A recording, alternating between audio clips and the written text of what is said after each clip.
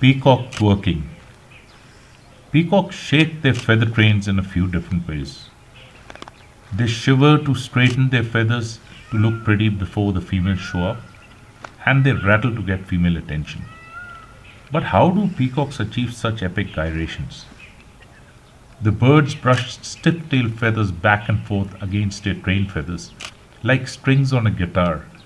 The feathers vibrate and sync at just the right high frequencies. This generates a low rustling sound and adds to the flashy display.